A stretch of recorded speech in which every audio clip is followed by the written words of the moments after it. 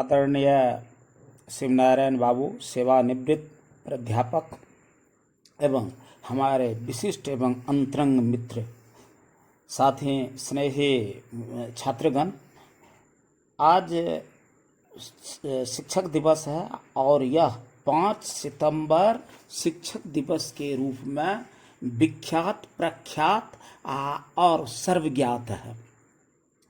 इस तिथि को शिक्षक दिवस के रूप में मनाया जाना भारतीय संस्कृति के गौरव का द्योतक है और साथ ही साथ यह आपको एक ऐसी संबंध शिक्षकों और छात्रों के बीच बताता है जो सदैव अमर रहेंगे और यह आपको उल्लेखनीय भी है और साथ ही साथ अनुकरणीय भी है। एक शिक्षक का कर्तव्य छात्र के प्रति, छात्र का कर्तव्य शिक्षक के प्रति का यह एक बहुत उत्कृष्ट उदाहरण देने वाला और द्वितीय उदाहरण और साक्ष्य प्रस्तुत करने वाला दिवस है। अब कहा जाता है कि छात्र जो होता है वह आपको एक ऐसा कच्चा मिट्टी का साँचा होता है जिसे शिक्षक ढालते हैं।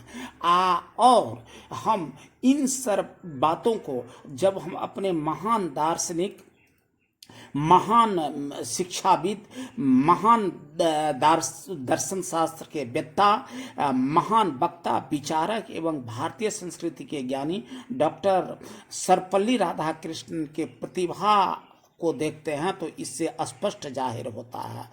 बहु प्रतिभा के धनी सर्वपल्ली राधाकृष्णन भारत के शिक्षा क्षेत्र में नई ऊंचाई प्रदान करने वाले और महान विशिष्ट व्यक्ति थे।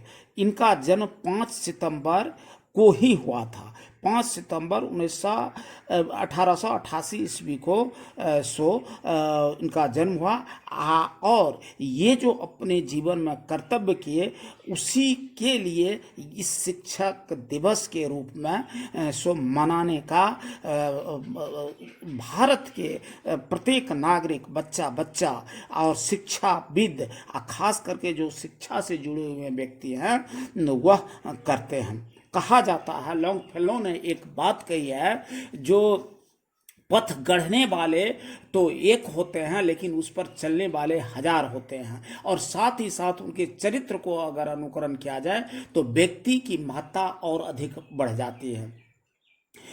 और उन्होंने अपने इस एक दोहा में कहा भी है, the life of great man always remind us we can make our life sublime and live behind us footprints on the sands of time. महान विभूति की जिंदगी मुझे यही शिक्षा देती है, मैं भी अपना जिंदगी उस तरह बना सकता हूँ और समय रूपी रेत पर पद चिन्ह छोड़ सकता हूँ ताकि आने वाली पीढ़ी के लिए यह अनुकरणीय हो।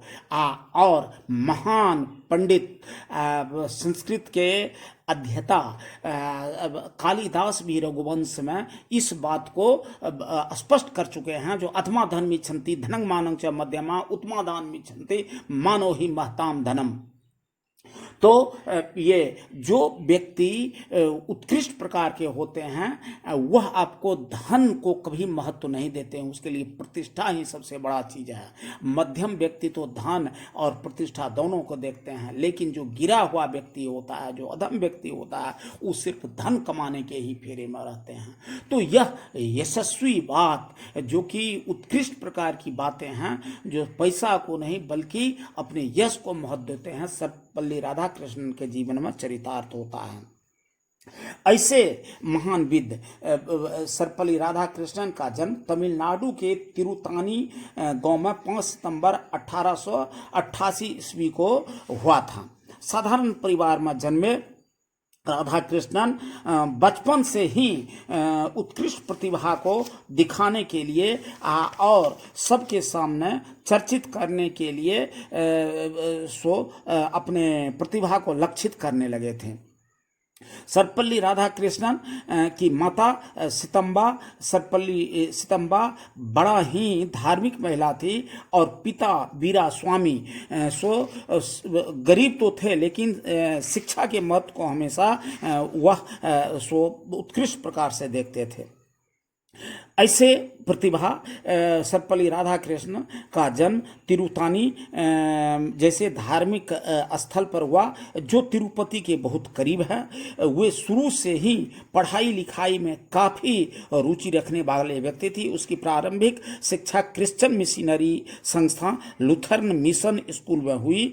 आगे की पढ़ाई मद्रास क्रिश्चियन कॉलेज में पूरी हुई। उसकी स्कूल के दिनों में ही वे सर्वपल्ली राधाकृष्णन आपको बाइबिल जो उस समय में उत्कृष्ट प्रकार की पुस्तक क्रिश्चियन कॉलेज में हुआ करते थे, क्रिश्चियन मशीनरी में हुआ करती थी, उसका सारे अंश को कंठस्थ कर लिया था। इसके लिए उन्हें विशिष्ट योग्यता का सम्मान भी दिया गया था। कम उम्र में ही उसने शिक्षा में अपना दीपक जलाना प्रारंभ कर दिया था और अपनी विशिष्ट प्रतिभा को दिखाना उसकी चारित्रिक विशेषता हो गई थी। वे विवेकानंद एवं वीर सावरकर के विचारों को अपने जीवन में जैसे लगता था जो आत्मसात कर लिया हो। मैट्रिकुलेशन वे प्रथम श्रेणी से 1902 ईस्वी में पास किए और उत्कृष्ट अंक लाने के कारण उन्हें छात्रवृत्ति भी प्राप्त हुई। पुनः वह क्रिश्चियन कॉलेज मद्रास में पढ़ने के लिए चले गए। चाहते तो थे जो मैं विज्ञान में शिक्षा लूं, लेकिन विज्ञान में शिक्षा की सुविधा नहीं होने के कारण वह आपको दर्शन शास्त्र में एमए किया। इसके बाद यह जो कहा जाता है कोई भी विषय कमजोर या कोई बहुत बड़ा होता है, सो नहीं। सारे विषय, चाहे वह कला संकाय हो या विज्ञान संकाय या वाणिज्य संकाय, अगर किसी भी विषय में बहुत उत्कृष्ट और गंभीर अध्ययन है तो वह सबसे बड़ी महत्ता रखती है। उनकी जब एमए की रिजल्ट हुई, इसके बाद मद्रास रेसिडेंसी कॉलेज में उन्हें सह प्राध्यापक के रूप में रख लिया गया। डॉक्टर कृष्णन के नाम से पहले सर्वपल्ली का संबोधन उन्हें विरासत में मिला था। उनके पूर्वज सर्वपल्ली गांव के में रहते थे और 1750 ईस्वी के करीब में वह तिरुतानी आ गए। इसके पूर्वज चाहते थे कि उसके नाम के आगे में स्थल का नाम जहां से वह आए हैं सर्वपल्ली रखा जाए और इसी तरह की बात हुई भी। संस्कारी तो थे ही, महान धार्मिक और अध्यात्म की ओर परिवार का ही झुकाव था। और ऐसे परिवार में पले व्यक्ति का अध्यात्म एवं दर्शन के ओर ध्यान प्रारंभ से ही रहा है। इसी कारण वे विद्यालय जब भी जाते थे तो अन्य छात्रों से भिन्न अपने को साबित करने में तत्पर रहते थे।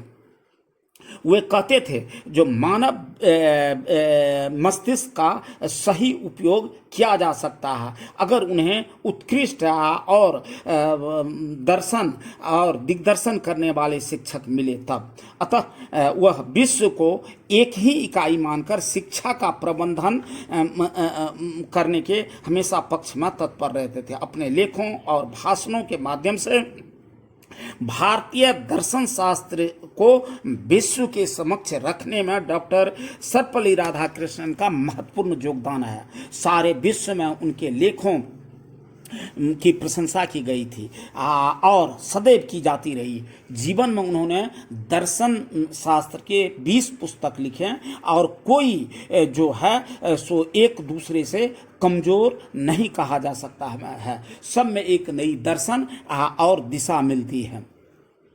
वे हमेशा किसी भी भाषा को एकदम सरल और विनोदपूर्ण तरीके से कहते थे, जिस कारण से उनमें उनको महारत हासिल थी और दर्शन शास्त्र जैसे क्लिष्ट विषय को वे बहुत उत्कृष्ट प्रकार से कह देते थे और उनके फिलॉसफी को सारे व्यक्ति समझ भी जाया करता था।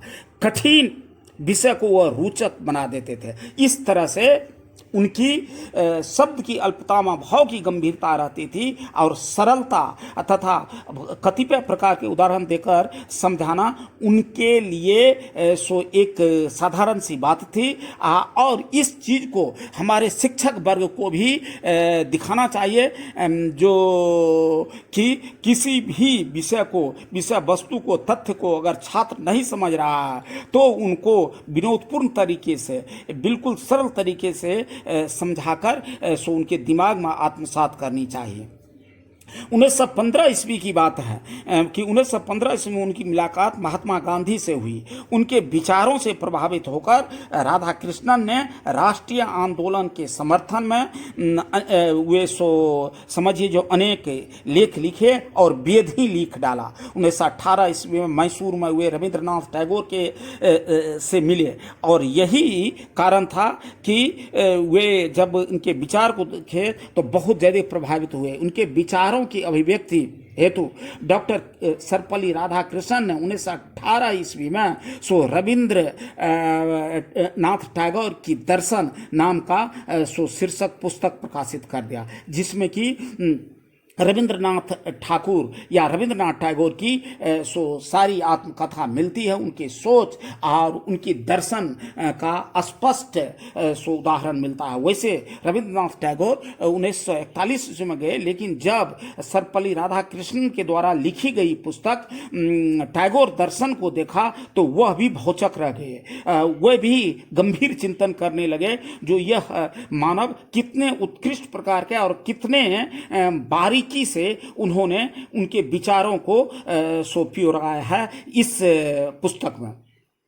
उनका मंतव्य था कि पुस्तक साधन होता है जिसके माध्यम से व्यक्ति संस्कृतियों के बीच, मानव और संस्कृति के बीच सो पुल का निर्माण किया जा सकता है। उनकी लेख जो थी सो रीन ऑफ रिलीजन वह उत्कृष्ट प्रकार की रही और उन्हें सो ब्रिटिश रंगमंच पर सो पुरस्कार सबसे पहले दिया गया था।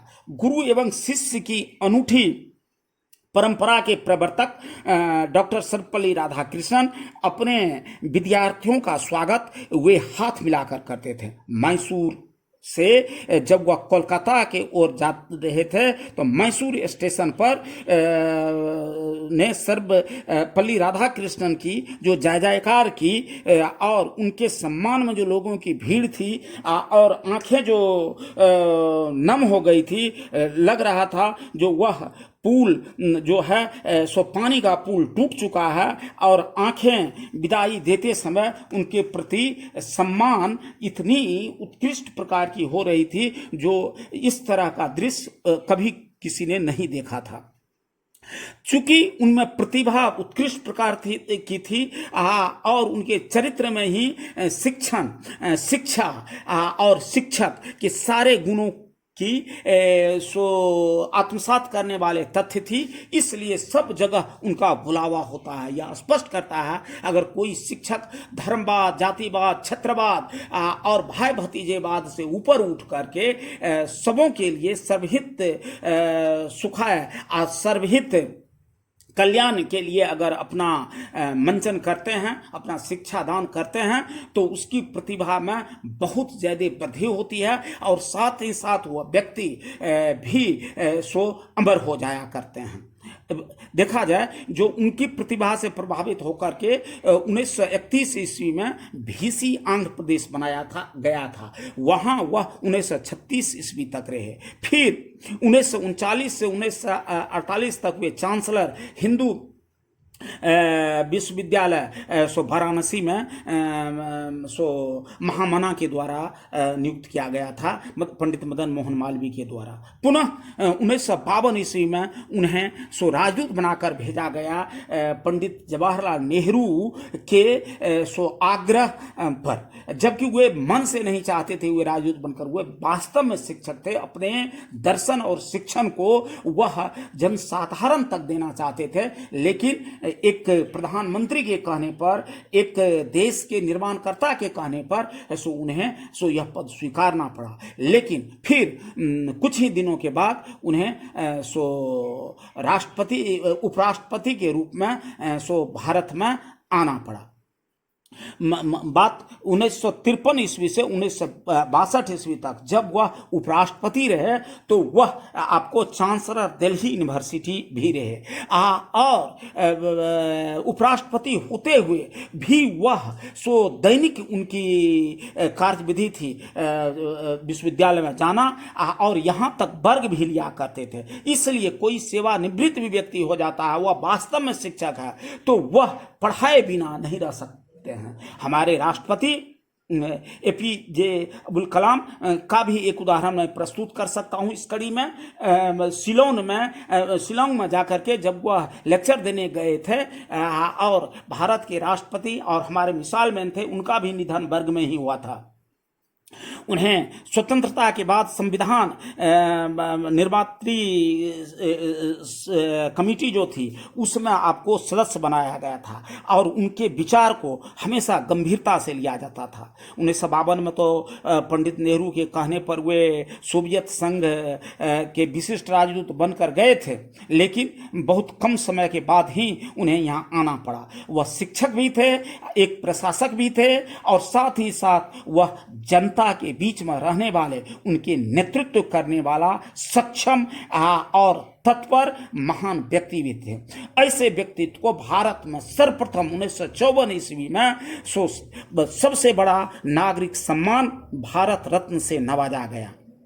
1962 में डॉक्टर राजेंद्र प्रसाद के निधन के बाद उन्हें 13 मई 1962 ईस्वी को 31 तोपों की सलामी दे करके भारत का प्रथम नागरिक बनाया गया, या योग्य है जो उन्हें देश का राष्ट्रपति चयनित किया गया। जब उन्हें राष्ट्रपति चयनित किया गया था तो उस समय के विश्व के महान दार्शनिक बी सेल ने कहा था, जो राधा कृष्ण के रूप में राष्ट्रपति बनने पर मुझे बहुत ज़्यादा आनंद की अनुभूति हो रही है। यह विश्व के दर्शन शास्त्र का सबसे बड़ा सम्मान है, और महान भारतीय गणराज्य ने जो एक दार्शनिक को देश का प्रथम नागरिक राष्ट्रपति बनाया है, यह अद्वितीय सोच का द्योतक है। सर्वपल्ली राधाकृष्णन को राष्ट्रपति के रूप में चुना जाना एवं दार्शनिक होने के नाते मैं अभिभूत हूँ, मैं पुलकित हूँ, अब बहुत ही ज़्यादा खुश हूँ। जीवन में इससे ज़्यादा मुझे खुशी नहीं हो सकती है। यह आपको विश्व के महान दार्शनिक, प्रथम दार्शनिक और उस समय के सबसे प्रखर दार्शनिक बी सेल ने कहा था। बच्चों को इस महान शिक्षक के लिए और उनसे बहुत ज़्यादा अपेक्षा रहा करती थी। कुछ छात्र मिल करके एक विशेष लगाव के कारण राष्ट्रपति बनने के बाद कुछ समय बाद वे सर्वपल्ली राधाकृष्णन के पास पहुंचे। दिन 5 सितंबर का था और उसने कहा कि आप राष्ट्रपति हैं, आप हमारे दार्शनिक हैं, आप हमारे देश के प्रथम नागरिक हैं, आप एक सफल और अद्वितीय शिक्षक हैं, इसलिए हम लोग आपके जन्म दिवस को शिक्षक दिवस के रूप में मनाना चाहेंगे। इस बात पर वे काफी अभिभूत हो गए और कहा, मेरा जन्म अगर एक शिक्षक दिवस के रूप में मनाया जाता है तो इससे ज्यादा खुशी कुछ नहीं हो सकता है। और यहाँ तक कि मैं यह कहना चाहूँगा कि जब मुझे भारत का भारत रत्न उपाधि मिली थी, नागरिक सम्मान मिली थी, उससे कहीं बढ़कर यह सम्मान है। और शिक्षक के रूप में मुझे अगर यह चयनित किया जाता है तो वह एक गौरव की विषय है और मेरे लिए यह जीवन मानव के प्रति समर्पित करने के लिए सम्मान का अनुभूति होगी। एक देखा जाए जो उनके लेखन में कितना बारीकी थी, उत्कृष्टता थी, जो 1931 ईस्वी में नाइट बैचलर और सर की उपाधि दिया गया था। जिसे उन्होंने भारत सरकार को 1942 में उनको लौटाया था। फिर 1938 ईस्वी में फेलो ऑफ ब्रिटिश एकेडमी जैसे उपाधि दिया गया था। 1954 ईस्वी में तो भारत रत्न दिया गया। फिर 1954 ईस्वी में ही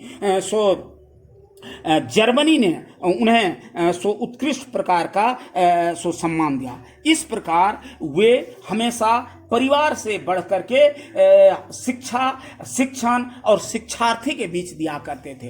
एक उनकी जीवन की एक घटना 1905 ईस्वी में जब वह मैट्रिक पास करने के 1903 ईस्वी में मैट्रिक पास किए थे, कॉलेज में पढ़ रहे थे। उनकी माँ एक धार्मिक महिला सरपल्ली सीतम्मा गुजर गई थी और उससे 51 वर्ष बाद 1956 ईस्वी में उसकी महान धार्मिक पत्नी शिबा कामो गुजर गई। उस समय में वे वर्ग में ही थे, लेकिन जब उन्हें यह तार मिला तो वह वर्ग समाप्त करने के बाद ही वर्ग से निकले। इसलिए एक महान शिक्षक जो होते हैं वह बच्चों के बीच ज्ञान परोसते हैं, वह समय नहीं काटते हैं, और साथ ही साथ जब तक उनकी बातें पूरी नहीं हो जाती है तब तक वह निकालना नहीं चाहते हैं। शिक्षण जो होता है, पढ़ाई जो होता है, सो उसका चरित्र होता है, पेशा नहीं होता है।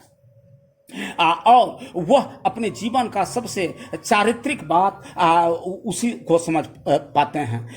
वे सर्वपल्ली राधाकृष्णन 5 बेटी और 1 बेटा का भी पिता थे, और सारे बेटी पढ़ने में विदुषी ही रही, और बेटा सर्वपल्ली गोपाल कृष्णन महान इतिहासकार बने। लेकिन ये पिता को जो हासिल हो पाई ऊंचाई, उस पर वह चलने का हमेशा कोशिश करते रहे।